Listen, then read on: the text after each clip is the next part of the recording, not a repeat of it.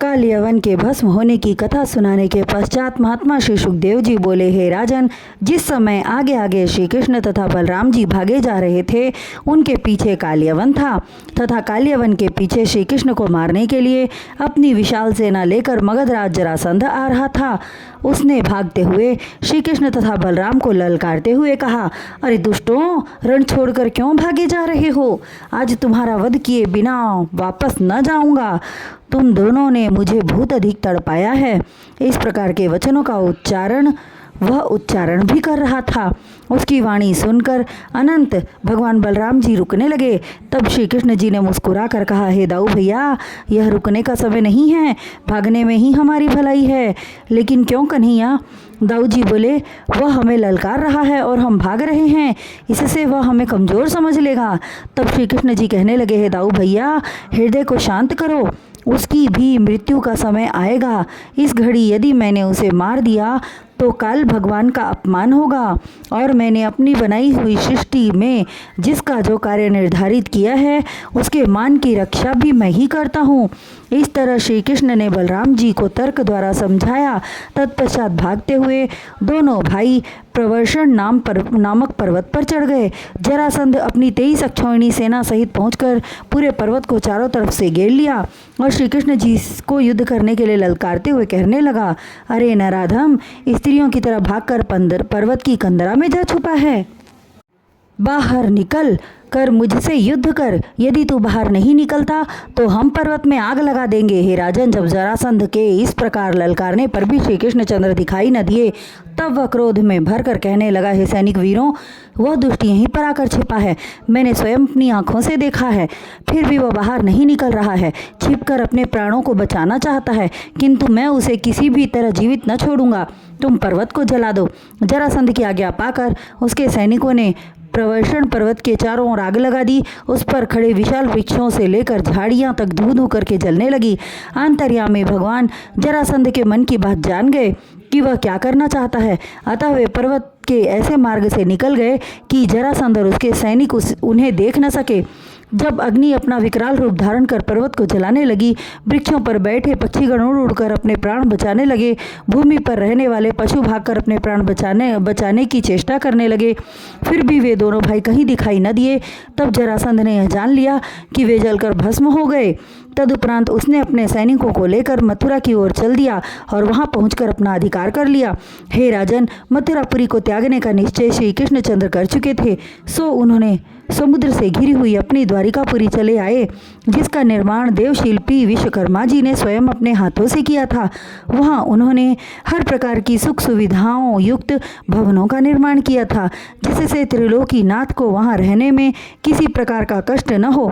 कुछ दिन पश्चात ब्रह्मा जी की आज्ञा प्राप्त कर अनर्त देश के राजा रैवत अपनी कन्या रेवती को लेकर बलराम जी के पास आए और उनसे विवाह कर देने की बात कहने लगे।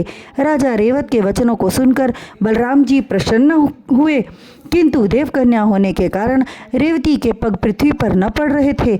यह विचार कर रेवत जी कहने लगे, हे प्रभु, मेरी पुत्री आपको समर्पित है, किंतु यह अब भी अपने पूर्व काल की स्थिति में है, सो आप ऐसा कार्य करें जिससे यह सामान्य स्त्रियों वाली अवस्था को प्राप्त हो। तब संकर्षण भगवान श्री बलराम जी ने अपने हल से रेवती के सिर को इस प्रकार दबाया कि उसका आकार सामान्य पृथ्वीवासी स्त्रियों के समान हो गया।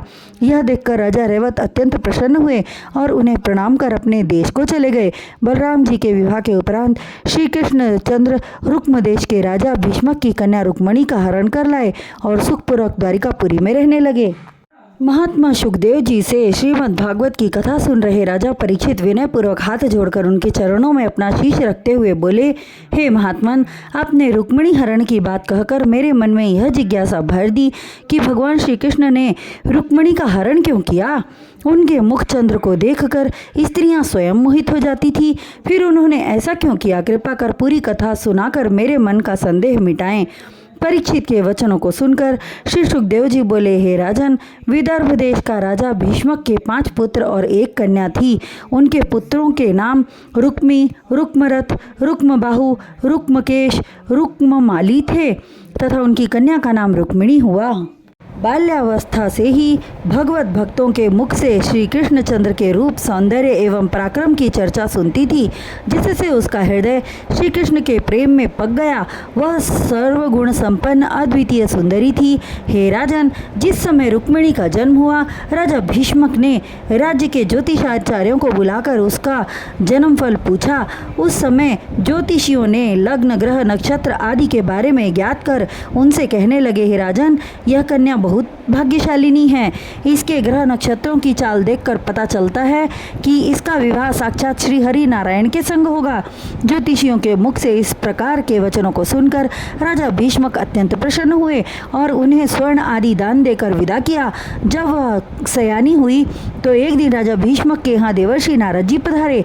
राजा भीष्मक ने उनका आदर सत्कार करते हुए अपनी पुत्री का हाथ देखने का अनुरोध किया।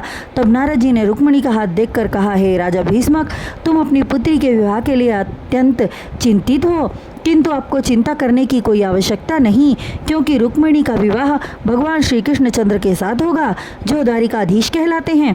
नारद के वचनों को सुनकर भीष्मक जी अत्यंत प्रसन्न हुए। उनके हृदय में भी यही भावना थी कि मेरी पुत्री का विवाह श्री कृष्णचंद्र से हो, किंतु उनका पुत्र रुक्मी अपने पिता के विचारों से सहमत न था। उसकी सदैव यही इच्छा रहती थी कि मेरी बहन का विवाह चेदीराज शिशुपाल से हो। उधर नारद जी द्वारिकापुरी जाकर श्री कृष्ण जी से कहने लगे, हे प्रभु, राजा भीष्मक की कन्या रुक्मिणी सर्वगुण संपन्न और सर्वथा योग्य है। उसके रूप, गुण तथा सौंदर्य का बखान करना संभव नहीं है। इस तरह नारद जी ने मुरली मनोहर के मन में रुक्मिणी के प्रति प्रेम का बीज बोकर नारायण नारायण कहते हुए ब्रह्मलोक की ओर प्रस्थान कर गए। हे राजा परीक्षित, नारद के मुख से श्री कृष्ण की सुंदरता और उनके यश का वर्णन सुनकर रुक्मिणी दिन रात उन्हीं का स्मरण करती रहती थी। पूजा करते समय देवी देवताओं से यही याचना करती कि पति के रूप में श्री कृष्णचंद्र ही मिलें, और मन ही मन प्रण किया कि यदि मेरे पिता श्री अथवा भाई मेरा विवाह किसी अन्य से करना चाहेंगे तो विष खाकर मर जाऊंगी।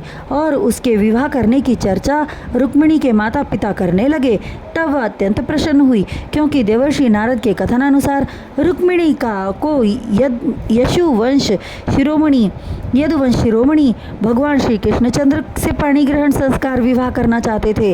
किंतु उसी समय राजा भीष्मक के बड़े पुत्र रुक्मी ने कहा, नहीं पिताश्री, नहीं, जो विचार आप कर रहे हैं वह उत्तम नहीं है। मैं चाहता हूँ कि मेरी बहन का विवाह चेदीराज शिशुपाल से हो। बड़े पुत्र की बात सुनकर वे चुप हो गए। तब रुक्मी ने एक ब्राह्मण को बुलाकर शुभ लग्न पूछकर शिशुपाल के यहाँ विवाह का टीका भिजवाया।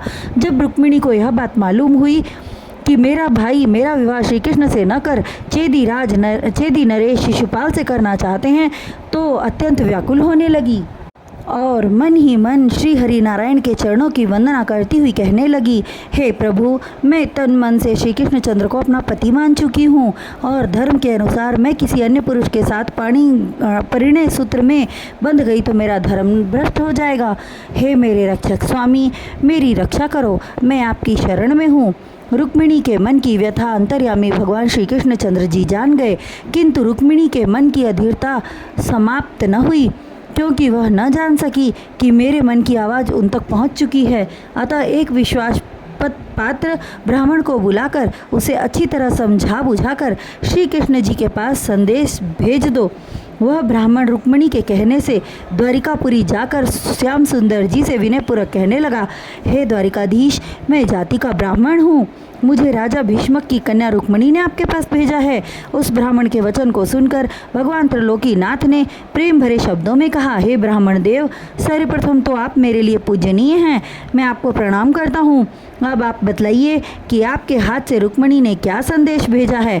उस संदेश को सुनने के लिए मेरा मन बहुत व्याकुल हो रहा है, कृपा करके आप शीघ्र बतलाइए।